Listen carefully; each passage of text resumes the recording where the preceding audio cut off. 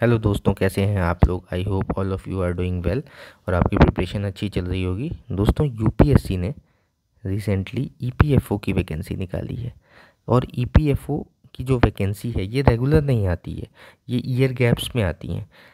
इस बार जो वैकेंसी निकली है वो 577 वैकेंसी है और ये दो टाइप में इनको डिवाइड किया गया है। पहली जो वैकेंसी है वो एनफोर्समेंट ऑफिसर की और टोटल नंबर्स ऑफ सीट जो है 418 है। और दूसरी वैकेंसी है असिस्टेंट प्रोविडेंट फंड कमिश्नर की और इसकी जो सीट्स हैं वो है 159। दोस्तों, यूपीएससी ने रिसेंटली अपना जो एप्लीकेशन फॉर्म है उसके फिलअप में भी चेंज किया है। उसने OTR, one time registration system लागू किया है। इसमें जो कैंडिडेट है उसको अपनी बेसिक इन्फॉर्मेशन वन टाइम ही रजिस्टर करनी है और उसके बाद जब भी कोई भी यूपीएससी का फॉर्म आएगा तो वो उस फॉर्म को फिल कर सकता है। पर विदाउट ओटीआर अब कोई भी यूपीएससी का कोई भी एग्जामिनेशन का फॉर्म फिल नहीं कर पाएगा। आइए दोस्तों, अब समझ लेते हैं कि कैसे हमें ईपीएफओ के फॉर्म को भरना है। दोस्तों, सबसे पहले आप गूगल पे टाइप करेंगे यूपीएससी ऑनलाइन। जैसे ही आप यूपीएससी ऑनलाइन गूगल पे टाइप करेंगे आप देखेंगे कि मेन्यू में आपको एक लिंक दिखाई देगा upsconline.nic.in। आपको इस लिंक पे क्लिक करना है। जैसे ही आप इस लिंक पे क्लिक करेंगे ये आपको रीडायरेक्ट करके यूपीएससी के होम पेज पे ले जाएगा। दोस्तों, जिन्होंने वन टाइम रजिस्ट्रेशन अभी तक नहीं किया है वो वन टाइम रजिस्ट्रेशन इस लिंक पे जाके कर लेंगे। देखिए यहाँ लिखा है वन टाइम रजिस्ट्रेशन। विदाउट इसके आप आगे नहीं फर्दर बढ़ सकते हैं। और अगर आपको वन टाइम रजिस्ट्रेशन कैसे करना है इसका डाउट है या आपको नहीं समझ में आ रहा है कैसे करना है, तो इससे रिलेटेड जो मेरी वीडियो है वन टाइम रजिस्ट्रेशन के लिए भी मैंने वीडियो बनाया है, उसका लिंक मैं डिस्क्रिप्शन में दे दूँगा, आप उसको एक बार देख लीजिएगा। बहुत ईजी है करना, उसे आप आसानी से कर लेंगे। दोस्तों, आइए देख लेते हैं ईपीएफओ का फॉर्म कैसे भरना है। इस वन टाइम रजिस्ट्रेशन के नीचे ही आपको एक लाइन दिख रही होगी, online application for assistant provident fund commissioner and enforcement officer. आपको इस लाइन पे, इस लिंक पे क्लिक कर देना है। जैसे ही आप लिंक पे क्लिक करेंगे ये आपको रीडायरेक्ट करके ले जाएगा जो संघ लोक सेवा आयोग की साइट है वहाँ पे। देखिए, जिन्होंने वन टाइम रजिस्ट्रेशन किया हुआ है अब उनके पास तीन ऑप्शन है। या तो वो ईमेल आईडी से लॉगिन कर लें, या मोबाइल नंबर से लॉगिन कर लें, या ओटीआर आईडी से लॉगिन कर लें। आप इनमें से जो भी ऑप्शन सेलेक्ट करेंगे उससे रिलेटेड ओटीपी आपको भरना होगा। अगर मान लीजिए मैंने यहाँ ईमेल आईडी अपनी सेलेक्ट की तो मैं अपनी ईमेल आईडी यहाँ भरूंगा और करूँगा गेट ओटीपी पे क्लिक। जो भी ओटीपी आएगा उसे मैं यहाँ फिल करूँगा, इस कैप्चा को मैं यहाँ फिल करूँगा और लॉगिन करूँगा। लॉगिन करते लॉगिन हो जाएगा। पर अगर मैं मोबाइल नंबर से फिलअप करना चाहता हूँ तो मैं अपना ओटीआर पे, जब मैं रजिस्टर कर रहा था तो जो भी मेरा मोबाइल नंबर था मैं उस मोबाइल नंबर को यहाँ पे फिल कर दूँगा और फिर क्लिक करूँगा गेट ओटीपी। जैसे ओटीपी आएगा उस ओटीपी को मैं यहाँ फिल करूँगा, इस कैप्चा को यहाँ फिल करूँगा और लॉगिन पे क्लिक कर दूँगा। जैसे ही मैं लॉगिन पे क्लिक करूँगा दोस्तों मैं यहाँ पे लॉगिन हो जाऊँगा और अब मुझे करना होगा पार्ट 1 का रजिस्ट्रेशन। पार्ट 1 के रजिस्ट्रेशन के लिए मैं यहाँ अपना नाम, full name, gender, date of birth, जो भी मेरी एग्जैक्ट डेट ऑफ बर्थ है ऑफिशियल वो, फादर नेम, मदर नेम, और क्या मैं माइनॉरिटी से बिलोंग करता हूँ, अगर करते हैं तो यस, नहीं करते हैं तो नो। मोबाइल नंबर अपना डालेंगे, ईमेल आईडी डालेंगे। इसके बाद जब आप नीचे आएंगे तो यहाँ एक इम्पॉर्टेंट ऑप्शन है पोस्ट अप्लाइंग फॉर।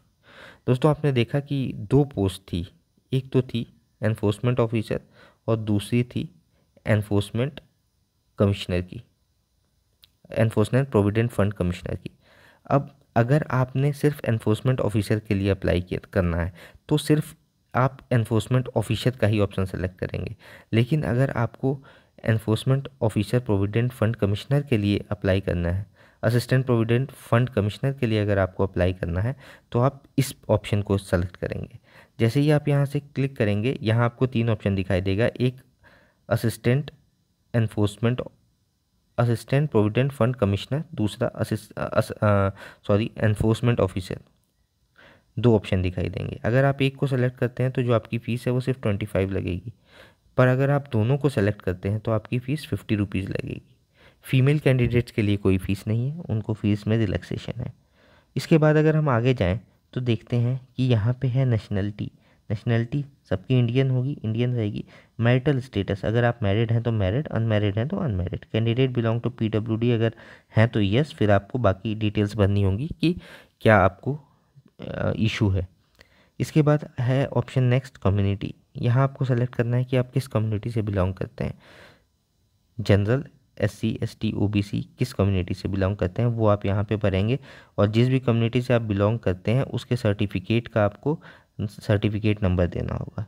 अब इसके बाद आपको सेलेक्ट करना है सेलेक्ट एजुकेशनल क्वालिफिकेशन। यहाँ जनरली ग्रेजुएट ही होगा क्योंकि जो दोनों पोस्ट हैं वो दोनों ग्रेजुएट के लिए ही हैं। यहाँ पे जो भी आपका एड्रेस है, कंप्लीट एड्रेस, जो एक्चुअल एड्रेस आपके घर का है वो आपको भरना है।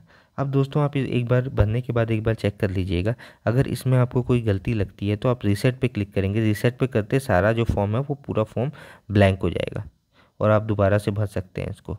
लेकिन अगर आपको लगता है नहीं सब कुछ सही है तो आप कंटिन्यू पे क्लिक करेंगे और ये आपको नेक्स्ट पेज पे रीडायरेक्ट कर देगा।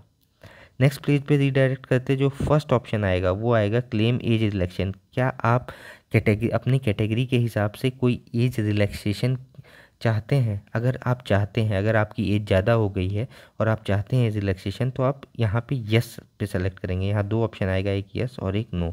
आप यस वाले ऑप्शन को यहाँ सेलेक्ट करके कंटिन्यू पे क्लिक कर देंगे। जैसे ही आप कंटिन्यू पे क्लिक करेंगे तो ये आपको नेक्स्ट पेज पे रीडायरेक्ट कर देगा। यहाँ पे आपसे पूछा जाएगा कि आप फ़ोटो आइडेंटिटी कार्ड में क्या देना चाहते हैं। जनरली आधार कार्ड को ही सेलेक्ट करते हैं, मैं भी आपको यही कहूँगा कि आप आधार कार्ड को सेलेक्ट करिए।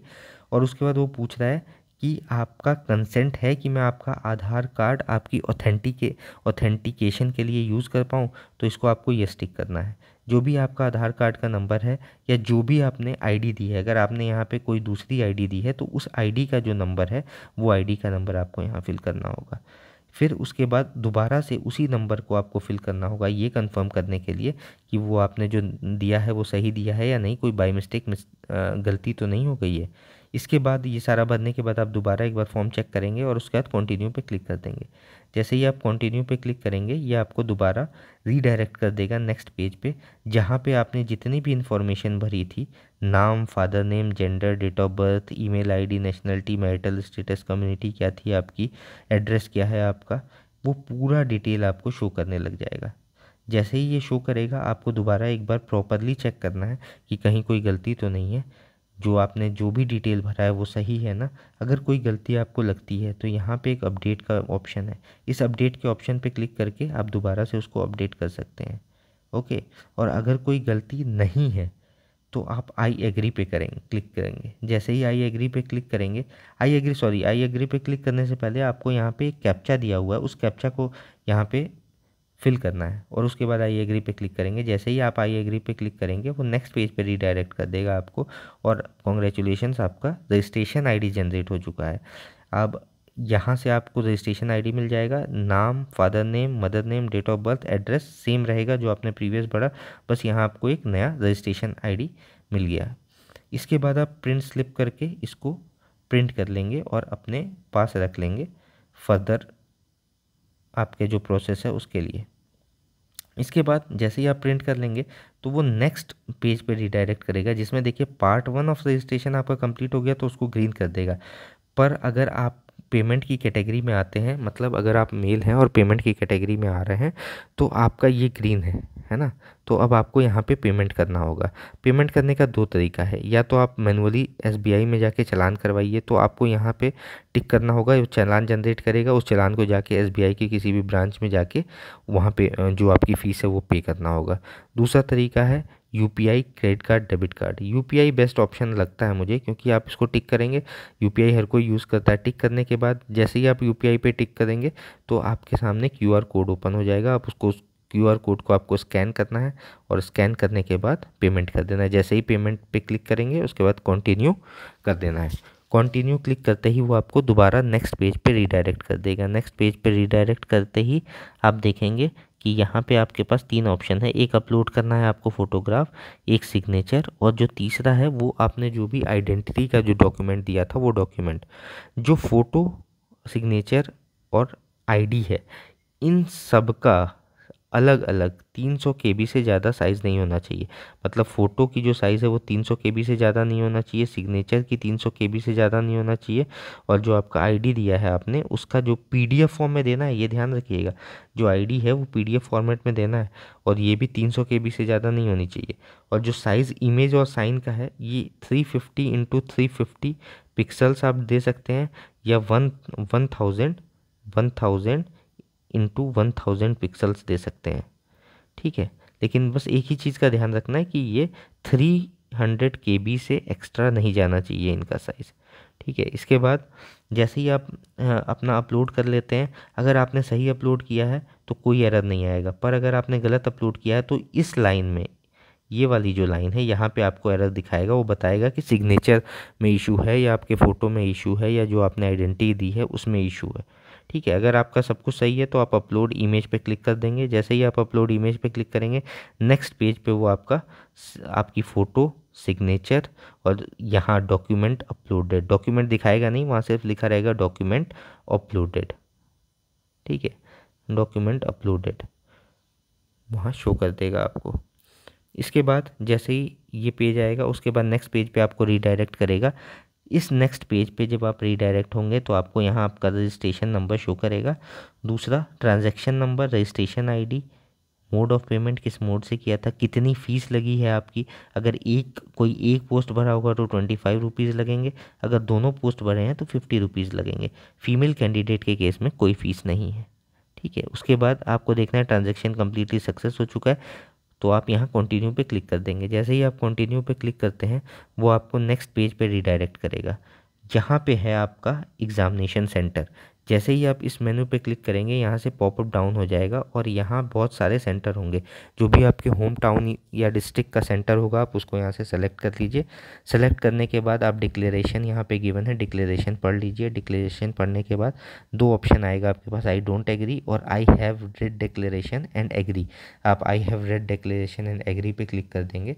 जैसे ही क्लिक करेंगे ये आपको नेक्स्ट पेज पर रीडायरेक्ट करेगा और लिखेगा you have successfully submitted your application. मतलब आपका जो एप्लीकेशन फॉर्म है वो सक्सेसफुली सबमिट हो चुका है। और देखिए यहाँ जितने भी थे, जैसे पार्ट 1 था, पेमेंट था, photo sign upload, centre selection, सारे ग्रीन हो गए। इसका मतलब आपने जो आपका फॉर्म है वो सबमिट हो चुका है। और अब जो भी इंफॉर्मेशन आयोग द्वारा आएगा वो आपके ईमेल आईडी या मोबाइल नंबर पे आ जाएगा। दोस्तों आई होप, मुझे लगता है कि आपको ये जो प्रोसेस है, जो फॉर्म फिल करने का प्रोसेस है वो बहुत अच्छे से समझ में आ गया होगा। ध्यान से फॉर्म फिल करिएगा, और अगर आपको इस वीडियो को देखने के बाद भी कोई डाउट आता है तो आप मुझे कमेंट में उस डाउट को लिख दीजिएगा, मैं आपको डेफिनेटली उसका रिप्लाई करूँगा।